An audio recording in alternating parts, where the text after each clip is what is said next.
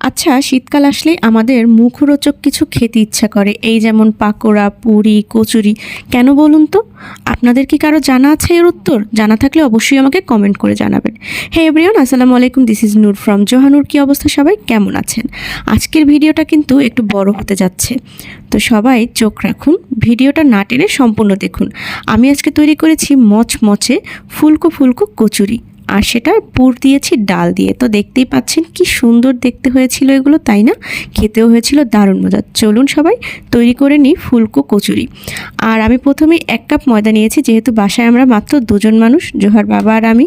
আর জোহা তো ছোটো মানুষ। তার মধ্যে আমি 1 টেবিল চামচ পরিমাণে তেল দিয়ে এবং স্বাদ মতো লবণ দিয়ে খুব ভালো করে হাত দিয়ে এটাকে মেখে মেখে ময়ান করে নিয়েছি। এরপরে আমি এটাকে একদম খাস্তা মতো করে নিব। দেখতেই পাচ্ছেন আমি কিভাবে এটা মুঠো করে দেখে নিচ্ছি। তারপরে আমি এর মধ্যে দিয়েছি সামান্য কয়েকটা কালো জিরা। কালো জিরার ফ্লেভারটা আমার ভীষণ ভালো লাগে। এরপর আমি রুম টেম্পারেচারে থাকা অল্প অল্প পানি দিয়ে খুব ভালোভাবে, খুব নরমও না আবার শক্ত না, এমন একটা ডো তৈরি করে নিব। ডোটা যেন খুব বেশি শক্ত না হয়, আবার যেন নরমও না হয়। আমাদের রুটি বেলার ডোয়ের চেয়ে একটু সামান্য শক্ত থাকবে।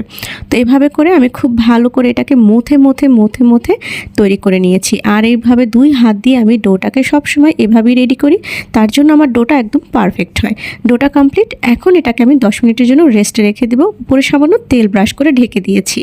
অন্যদিকে আমি চুলায় তেল দিয়ে তাতে পেঁয়াজ কুচি দিয়ে দিলাম, সামান্য আদা রসুন বাটা দিয়ে দিলাম। এরপরে আমি এর মধ্যে দিয়ে দিব আরও শুকনো মশলাগুলো। তাই আমি জিরা গুঁড়া, ধনিয়া গুঁড়া, সামান্য হলুদ গুঁড়া, মরিচের গুঁড়া এবং লবণ দিয়ে দিয়েছি। এগুলো সম্পূর্ণ আপনার নিজের টেস্টের উপরে ডিপেন্ড করবে আপনি কতটুকু পরিমাণে দিচ্ছেন। আর আমি কিছু মসুরের ডাল ধুয়ে রেখে দিয়েছিলাম আগেই, সেগুলোকে দিয়ে খুব ভালো করে কষিয়ে নিব। সামান্য একটু পানি দিয়ে এখন আমি এটাকে ঢেকে দিব যতক্ষণ না পর্যন্ত পানিটা টেনে ডালটা নরম হয়ে যায়। তো 5 মিনিট পরে তুলে দেখছি ডালটা পানি টেনে নিয়েছে এবং ডাল সিদ্ধ হয়ে গিয়েছে।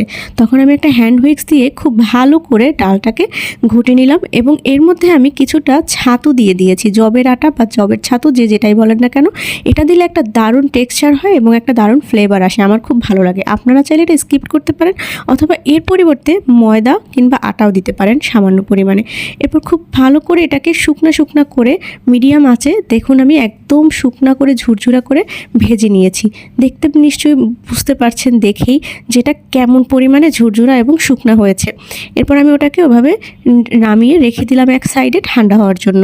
আর 10 মিনিট পরে আমি আমার ডোটাকে দেখুন তুলে দেখলাম ডোটা বেশ খানিকটা নরম হয়ে গিয়েছে।